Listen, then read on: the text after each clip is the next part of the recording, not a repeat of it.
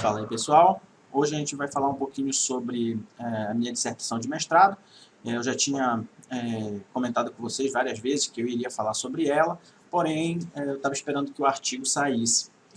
Como o artigo está demorando muito para sair, eu resolvi falar um pouquinho com vocês sobre ela logo. Então, o que eu vou fazer aqui nesse vídeo é eu vou fazer a mesma apresentação que eu fiz para a defesa do mestrado, assim como também a apresentação que eu tenho feito em outras instituições que me pedem para fazer a apresentação desse método. Tá? Então, primeiramente, o tema, né, a foco central da pesquisa foi zoneamento ambiental, zoneamento ecológico e econômico por redes neurais artificiais. O título da monografia foi o zoneamento ambiental por redes neurais artificiais, e a gente usou a SOM aqui nesse caso, que é o Self-Organization Map, tá? Como instrumento de ordenamento territorial na região nordeste do estado do Pará. Os meus orientadores foram a professora doutora Aline Meguins e o professor doutor Marcos Adame. A professora Aline é da UFPA e o professor Marcos Adame é aqui do INPE. De início, então, a gente pode começar com a parte do problema de pesquisa. Bem, o zoneamento, como vocês sabem, ele é um conglomerado de informações que levam a um fim. Muito tempo atrás, zoneamento era difícil de ser feito, principalmente por conta da falta de dados que se tinha. Hoje, isso não que seja uma benesse, né, para o método do zoneamento, porque hoje nós temos um alto incremento na disponibilidade de dados, sendo eles imagens ou vetores, ou até mapas, né, porque no método que o zoneamento usa, esse processo, essa quantidade de informação se torna um problema para eles, tá? Porque aí tem que revisar todos os dados e tem que ir aferindo um por um para que a gente possa ter um resultado simpático no final. O segundo ponto que fez parte do problema de pesquisa é a metodologia empregada no ZE. Tá? Por quê? Ela tem dificuldades de integração dessa grande quantidade de dados, tá? De informações, e também ela se perde quando a gente fala de tempo e de escala. Então você não consegue as bases de informações todas na mesma escala e no mesmo período. Muita coisa foi feita há muito tempo atrás, desenvolvida pelo Radam, por exemplo, como os mapas de solo, geomorfologia, geologia e tudo mais. Então, muitas dessas coisas você tem que pedir dessas bases antigas para poder atualizar, e aí a atualização se torna complicada, porque o mapa foi feito numa escala com uma realidade, e as imagens vão trazer uma outra realidade com uma outra escala. Então, o ZE, no método tradicional, ele tem grandes problemas com isso. Um outro problema é que, por conta desse tempo que se perde ajustando essas bases e essa grande quantidade de bases, né, esse zoneamento ele se torna frágil e lento. Né, um instrumento que hoje em dia ele é muito lento. Ele leva mais ou menos uns 2, 3 anos para ser feito. E ele não pode ser tão demorado porque ele é um instrumento para suporte à tomada de decisão de ordenamento do território. Então, tem que ser rápido. E aí, com isso, com essa demora no desenvolvimento, vem o nosso último problema, entre aspas, último, né? Que é o resultado dessa demora, tornando o território desordenado. Esse desordenado aí a gente pode colocar entre aspas, né? A gente costuma dizer que ele tem uma reterritorialização, né? A gente não vai entrar aqui nas questões de conceitos geográficos, tá? Muito rapidamente, assim como também no conceito da metodologia que foi usada. Então, a configuração de territórios desordenados, elas prejudicam as questões ambientais e socioeconômicas. Tá? Então, o zoneamento sendo feito mais rápido, eu consigo implementar um ordenamento territorial e aí eu consigo fazer preservações, conservações ambientais e melhorias socioeconômicas de forma muito melhor.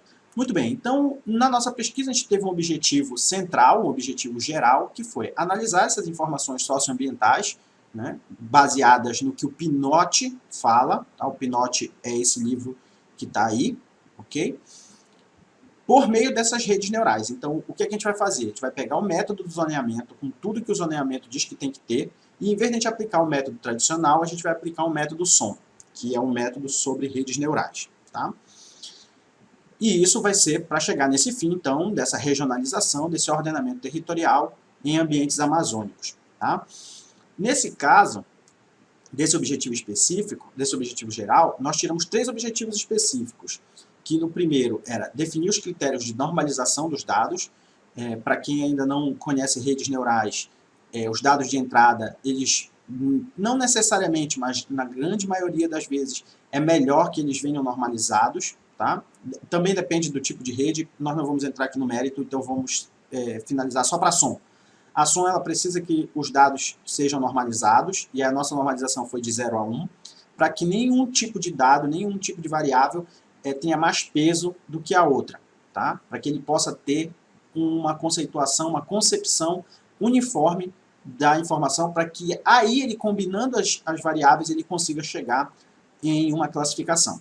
E então, essa normalização, né, depois testar as diferentes configurações de RNA, né, para definir o melhor ajuste. Então, normalizar, configurar e testar era um objetivo específico só, porque isso estava relacionado à construção da rede neural, da SOM.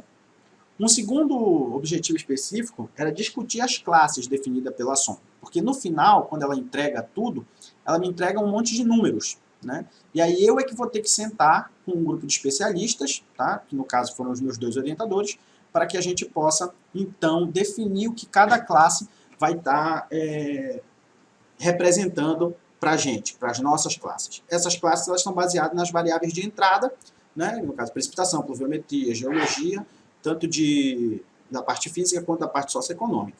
Tá? E essas variáveis elas não foram escolhidas por mim, elas foram pegas do manual de como fazer zoneamento, que é o PNOD, Programa de Ordenamento do Território. E, por fim, o último objetivo específico era avaliar esse produto gerado nos termos e condições para a formulação de políticas de ordenamento do território, comparando isso, então, ao zoneamento que já existe. Então, esse ponto foi muito legal, porque a gente conseguiu fazer essa comparação entre o que já foi feito pelo Estado, tá? Ou pelas empresas, com o que nós criamos. E aí a gente conseguiu chegar numa comparação desses 2 produtos. Não para dizer se um está certo ou se o outro está errado, mas para comparar mesmo, só para verificação, tá ok? Na fundamentação teórica, o que a gente vai levar em consideração aqui para ordenamento territorial é o conceito de território. E esse conceito de território, eu não vou aprofundar ele aqui, a gente pode de repente fazer um outro vídeo só para falar sobre o conceito de território, e aí vai dar muito pano para manga, porque são muitas vertentes sobre o conceito de território, a categoria de análise, tá? Mas nós relacionamos território a poder. Isso é uma divisão geral da coisa. E o poder, tanto no sentido mais concreto de dominação, quanto no sentido mais simbólico de apropriação. Tá?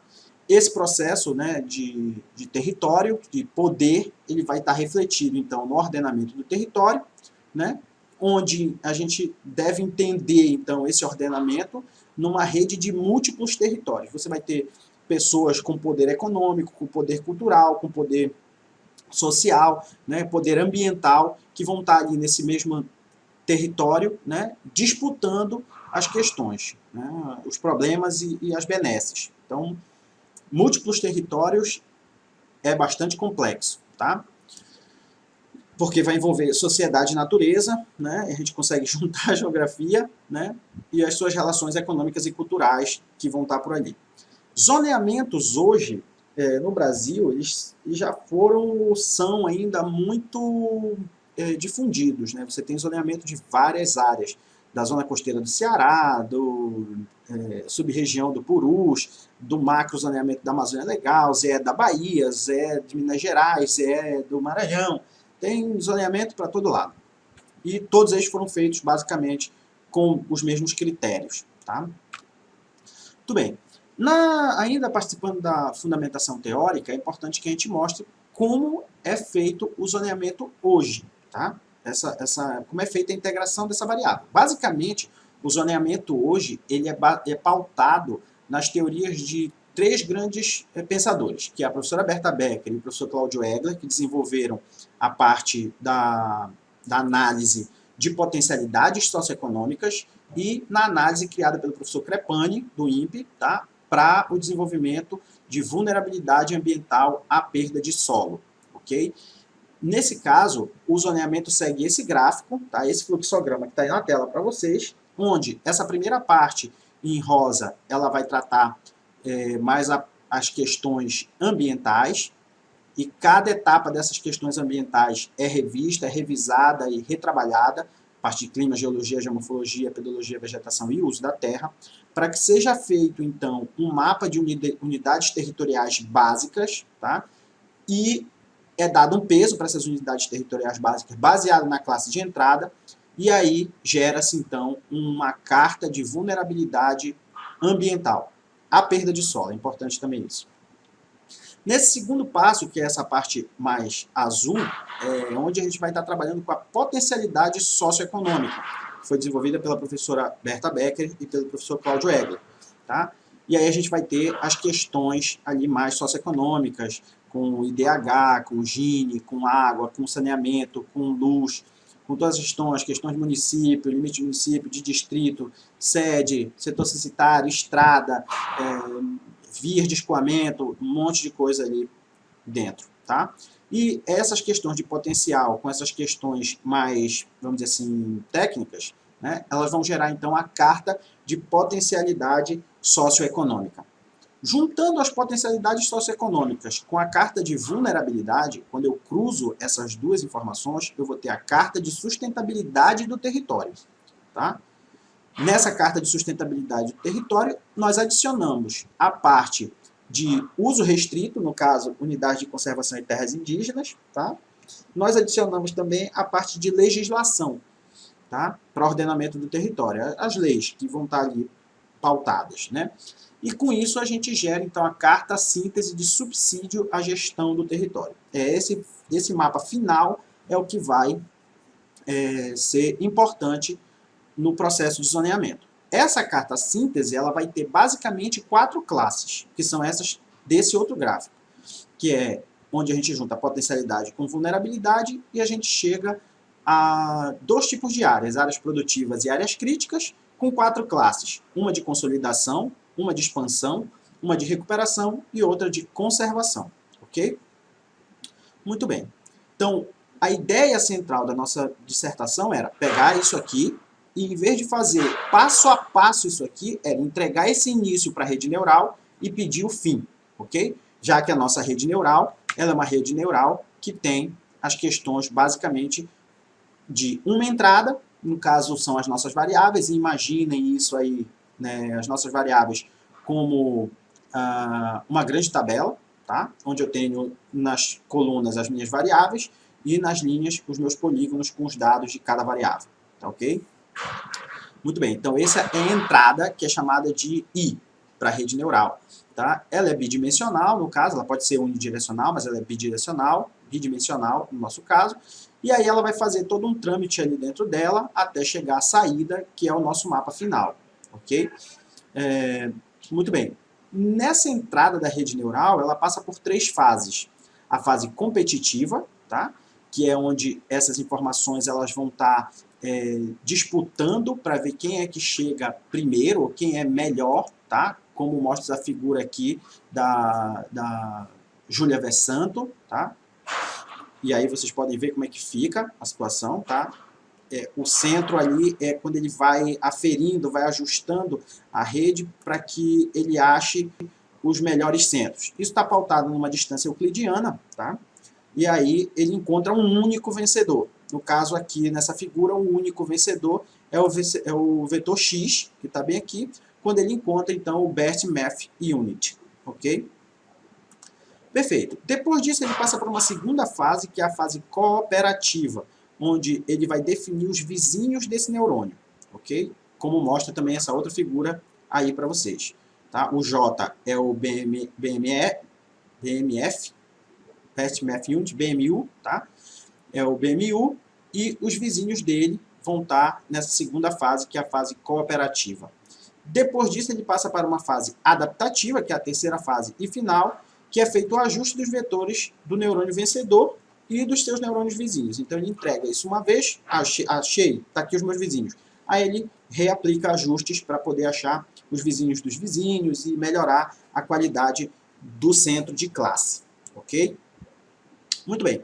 Então, eu não vou aprofundar na RNA-SOM, tá? Mas a gente pode fazer depois vídeos explicando ela de forma mais detalhada. Tá? Eu quero fazer um vídeo sobre ela mais detalhada, mostrando como a gente criou o algoritmo para rodar o zoneamento com ela. Muito bem. Nossa área de estudo foi basicamente o Nordeste do Pará, Nordeste do estado do Pará, que compôs aí para vocês esse mapa. Tá?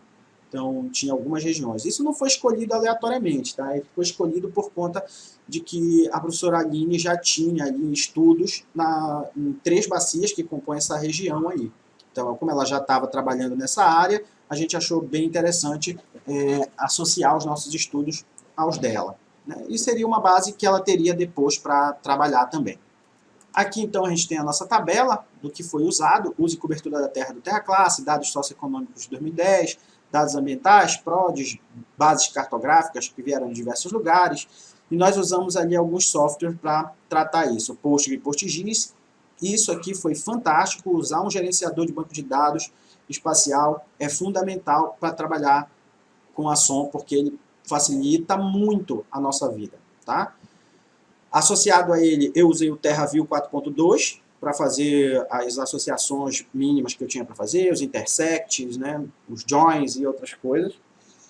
Usamos o MATLAB, e aqui no caso foi uma licença trial, tá, do MATLAB, com a SOM Toolbox, que é uma toolbox que foi desenvolvida por esse laboratório, Laboratory of Computer and Information Science, tá? Se eu não me engano é da Finlândia, não tenho certeza. Era até então a única coisa que tinha de som desenvolvida já. Tinha alguma coisa em TerraLib, mas estava muito incipiente ainda, muito pouca coisa feita. Tá?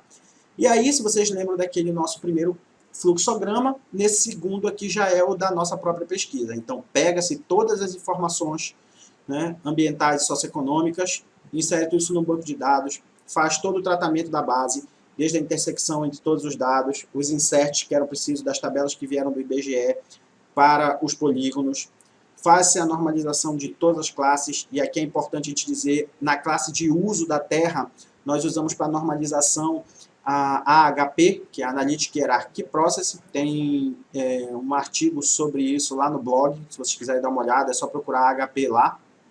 Tá? Algumas coisas já vieram normalizadas, como Gini e DH, tá? Outras nós precisamos normalizar por máximos e mínimos, e algumas outras por porcentagem, ok? Foi feita então a exportação disso, essa exportação sai toda com uma grande tabela, tá? Essa tabela vai ser lida então no processamento matemático dentro do MATLAB, a gente cria a SOM, esse é o processo que mais demora, né, organizar, porque a toolbox está pronta. Porém, eu preciso ir lá e montar toda a estruturinha dela para que ele saiba de onde pegar o dado, saiba como tratar, saiba o que ele vai me dar como resultado. Tá? Aí a gente inicializa a SOM, ela faz o treinamento dela sozinha, ela gera os agrupamentos, me dá o cálculo de erro e diz quantas classes possivelmente ela vai conseguir gerar. Baseado naquela figura da V-Santo, ele faz a U-matriz, que é uma matriz, a gente vai já ver ela no próximo slide, tá? E aí gera também os planos de componente, que é onde ele vai pegar cada variável e mostrar como cada variável está relacionada entre si. Beleza? Além disso, ele vai me dar a visualização então, desses componentes, e aí a gente pode retornar isso possível. Porque no final, o que ele faz é pegar minha tabela, avaliar estatisticamente todos os meus dados, criar mais uma coluna e botar o número das classes ali dentro. Tá? Simplesmente simplificando completamente a rede SOM, ela faz isso. Aí eu pego essa tabela, que tem o índice, tem o ID de cada polígono, e aí eu retorno isso para dentro do SIG, né, fazendo a interpretação e chegando a um ordenamento do território. Na verdade, o que eu chego ali é a um primeiro mapa, onde ele vai me dar somente como isso ficou classificado, quais foram os agrupamentos, quais os clusters que ele criou. Tá? E aí ele tem esse mapa, ok? Então fica assim o mapa. Esse mapa ele foi pautado nessa estrutura da U-matriz, né, que me dá a similaridade entre as coisas, entre as variáveis, o que é similar, o que é dissimilar, tá? E aí a partir disso ele gera a validação, tá? Que é esse gráfico que está aí também. Tá? Ele disse ali que baseado no quantidade de classes por tempo, ele conseguiu fazer, o melhor dele foi 12 classes. Depois disso, ele ia subir e não ia conseguir mais fazer melhorias no ajuste. Então, ele me deu 12 classes e aqui ele representou para mim como é que essas classes ficaram distribuídas dentro da U-matriz. Certo? Bem, aí, além disso, ele entrega também para a gente o plano de componentes. Cada componente desse é uma das variáveis que entrou no mapa, que entrou na SOM, né? E aí a gente tem que fazer o relacionamento delas. Então, rapidamente aqui, só para mostrar para vocês, a gente tem aqui o primeiro campo, que é P-solo, P-geomorfologia, que é o segundo. E aqui embaixo, na linha do meio, segunda coluna, P-clima, elas têm essa ponta aí, ó, que está circulada de vermelho, que é muito parecida umas com as outras. Então, ela tem uma correlação direta. Tá? Então, eu consigo definir uma classe que está vendo essa correlação direta aí. Uma outra que a gente vai ver aqui rapidamente também é população urbana, por exemplo, segunda linha, primeira coluna, com luz, terceira linha, primeira coluna, IDH e água, terceira linha, segunda e quarta coluna. Né? Vocês vão ver que elas têm relações diretas também. Tá?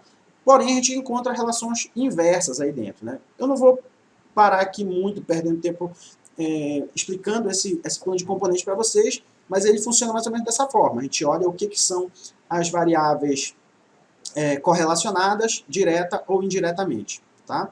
Baseado nisso aí, o que a gente achou melhor para apresentar para a comunidade científica era criar gráficos. Então, nós criamos assim gráficos, tá? Onde a gente descreve cada uma das componentes, cada uma das classes que foi gerada. Então, a gente vai dizer que, por exemplo, a classe 1, né, avaliando o gráfico, saído dos principais componentes ali, saído dos agrupamentos que foram feitos pela SOM, a gente consegue chegar e entender como é que isso funciona, né? Então, por exemplo, aí para vocês, a classe 1 mostrou-se com vulnerabilidade elevada para os componentes de cobertura vegetal, geomorfologia, precipitação e geologia. Tá? Esse tipo de ambiente para uma gestão territorial sustentável deve ser indicado para proteção permanente, pois são áreas de diversidade biológica bastante elevada e protegem os mananciais, garantindo a manutenção do sistema hídrico. Então, basicamente, a gente fez todas as classes, todas elas estão aqui, tá? Vocês podem parar aqui uma por uma depois e dar uma olhada, tá? E aí, no fim, a gente conseguiu, então, sentar sobre essas classes, avaliar cada uma delas e ver como é que cada uma delas estava representada. Então, basicamente, o que a gente fez foi agrupar, fazer novos clusters, baseado naquele gráfico da Berta Becker e do Cláudio Egler, tá? Colocando as classes onde elas devem ficar naquele gráfico. Então, ficou mais ou menos dessa forma aí, tá aí para vocês, tá? E aí, depois dessa reclassificação, que já é feita pelos intérpretes, pelos avaliadores, né, que foi feita por mim, pelo professor Adame e pela professora Aline, a gente consegue, então, ter o resultado final do produto cartográfico baseado em SOM, baseado em Self-Organization Map. E isso aqui é bem legal, é a comparação entre os processos. Então, eu vou botar aqui na tela para vocês, né, como é que se relaciona o zoneamento convencional do zoneamento feito pela gente com SOM. Então, a base de dados para o zoneamento convencional, ela precisa ser matricial. Não que seja necessariamente matricial, mas é melhor que seja matricial. Tá? Já na SOM é um dado tabular. Não me interessa se ele é matriz ou vetor, ele me interessa ter uma tabela. Né? Se o vetor tiver agregado, muito bem, porque depois eu consigo fazer o mapa, vai ser excelente. Tá? A normalização da convencional é feita de diversas formas, porque você viu que tem várias etapas. Então, tem que ter várias formas. Elas variam de 1 a 3, tendo 21 classes para vulnerabilidade, 5 grupos de potencialidade, que depois saem de 1 a 3 no socioeconômico potencialidade. Depois disso aí, tem que juntar tudo e vai ser uma gororoba doida. Tá? Na SOM, tudo varia de 0 a 1, tá? E aí cada um vai ter um peso que vai ser definido pela própria SOM. A gente não mexe nisso. É default dela, tá? O processamento é feito de forma supervisionada na convencional, tá? E aí, cada etapa daquela tem um processamento, tem uma supervisão, tem que ter alguém lá para dar uma olhada no dado e como é que ele está sendo tratado, tá? Na SOM, não, é não supervisionado. A gente bota tudo lá dentro, normalizado, a rede executa tudo, faz o processamento matemático e gera o mapa de classes, beleza? Os grupamentos. Ok. A técnica, na convencional, geralmente são operações lineares, tá? Você faz coisas simples, operações lineares, né, ocasionando alguns erros na demarcação das classes de saída, e aí você tem que voltar no passo anterior para resolver o problema. Na SOM, o dado ele é não linear, então ele contém elementos, né, processamento associados, que aprendem e tomam a decisão por eles mesmos. Na SOM, a técnica ali, ela só é ruim se o dado de entrada for ruim. Então, tem alguns livros que costumam dizer, não com esses termos, mas o que entra na SOM, se entra merda na SOM, vai sair merda. Se entra diamante, vai sair diamante, tá? Então, o dado de entrada é que é fundamental para o resultado final. Ajustes. Na convencional, os ajustes são feitos a cada etapa, como eu já falei para vocês. E isso demanda muito tempo e muita gente. Na SOM, os ajustes são feitos basicamente no dado de entrada. Quando você faz o dado de entrada e você percebe que tem algum problema, o que a gente vai fazer é volta no dado de entrada, ajusta, tira o que tem que tirar, põe o que tem que pôr e manda rodar de novo, tá? Então é bem simples, é bem rápido. E por fim o mapa síntese, né, do convencional, que todas as etapas elas passam por reuniões, elas passam por questões políticas e culturais, cada etapa. No SOM não tem nenhuma dessas partes, entra dados, sai dados, esses dados não necessariamente precisam passar por uma comunidade, porém é interessante que eles passem, né, por uma discussão com a comunidade local para realmente saber se é aquilo mesmo que eles querem. Mas indo para o ponto fundamental aqui do nosso trabalho, que era avaliar os resultados, tanto o resultado da convencional quanto o resultado da SOM. Então vejam só, esses dois mapas aí, né, o convencional e da RNA-SOM, como é que foi feito? O convencional tem muita influência política, a gente sabe disso, então ali tem, só salvaram as terras indígenas e as unidades de conservação, o restante foi zona de consolidação total, tá? Então pode passar o sal nessa área todinha. Já no nosso, a rede encontrou algumas coisas que são importantes, né, para as questões econômicas, sociais e ambientais. Tá? Então vocês percebem ali que as bordas de rios ficaram para conservação, e isso foi a Neural que descobriu, não foi a gente. Tá? A Neural descobriu, a gente só interpretou. Tá? Algumas zonas estão passando por um processo de deterioração, de degradação. A SOM disse, olha, aqui precisaria recuperar por conta de que é mais vulnerável e pouco socioeconômico, socioeconomicamente é inviável, então, mas antes é fazer uma recuperação. Porém, realmente, a maior parte é para expansão ou consolidação do que já existe, tá? Basicamente. As potencialidades e limitações da SOM. Capacidade de análise do conjunto de dados unificado, né, diversas abordagens, análise espacial, de forma integrada, então dá para fazer um monte de coisa aí. O tempo de processamento também ajudou muito, porque na SOM a gente levou aí 4 meses para rodar, né, ajustar todo o dado de entrada, ajustar, botar na SOM, criar a SOM, botar dentro dela, tirar, interpretar, foram 4 meses basicamente. E o zoneamento leva, como eu falei para vocês, já de 1 a 2, 3 anos às vezes, até mais. Tá? As formas de visualização da matriz e do plano de componentes e possibilitando a geração de gráficos, de endogramas e diversas outras saídas é bastante simples, então qualquer pessoa pode fazer, tá? Porém é bom que tenha uma interpretação ali, tá? Um bom intérprete no caso. Agora, é preciso um conhecimento específico de programação, então isso já é uma limitação da SOM, tá? Do método de zoneamento com a SOM, porque você vai ter que ter um programador ali, mas também não precisa ser um puta programador, pode ser eu, por exemplo, tá?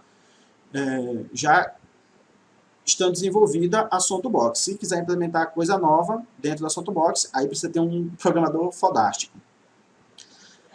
Apesar da SOM ela ser distribuída livremente, a licença dela estava vinculada, na verdade está ainda, está vinculada ao MATLAB. Porém, se eu não me engano, já tem uma SOM que foi criada para o R. Eu ainda não testei, nem sei como é que ela está, mas aparentemente é boa. Questões de hardware. Tá?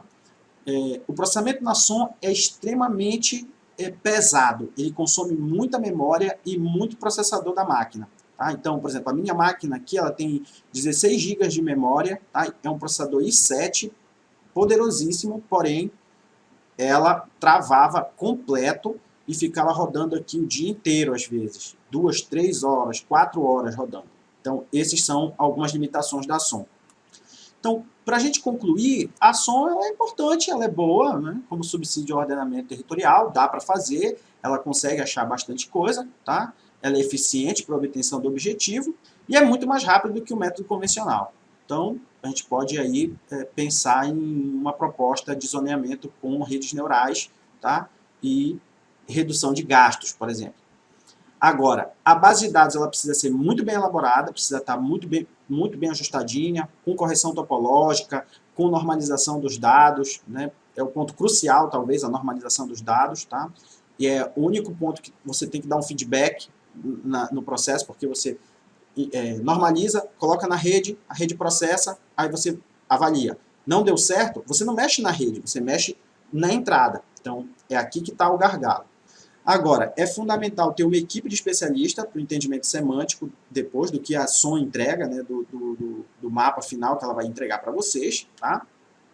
Porém, muito ainda deve ser discutido para fortalecer o debate. A gente tem que testar mais esse método em outras áreas. A gente testou só para um ambiente amazônico bem restrito, então talvez pegar aí um estado do Maranhão, alguns municípios do Maranhão, ou o Maranhão inteiro, e fazer, ou pegar uma outra área que já tem zoneamento feito, para a gente aferir o método, né, para a gente poder dizer, olha, realmente funciona. O mapa síntese é uma proposta metodológica, tá, de representação do conhecimento, no caso científico da coisa, e ele deve ser colocado, né, em discussões nas comunidades, para que o povo olhe o mapa e diga, não, aqui realmente a gente pode fazer isso, não, aqui a gente quer realmente expandir a nossa monocultura, a nossa agricultura, seja lá o que for. Tá? Então, essas são as nossas conclusões, essa é a SOM que eu fiz para vocês, tá? É uma apresentação bem simples, bem básica. Então, era isso. Se vocês gostaram aí da apresentação, quiserem saber mais sobre o método, entre em contato com a gente aí nos comentários. Eu vou deixar alguns links de alguns livros sobre a SOM para vocês, tá? Não esquece de dar o like, de compartilhar o vídeo. E é isso. Falou. Um abraço para vocês. Até mais.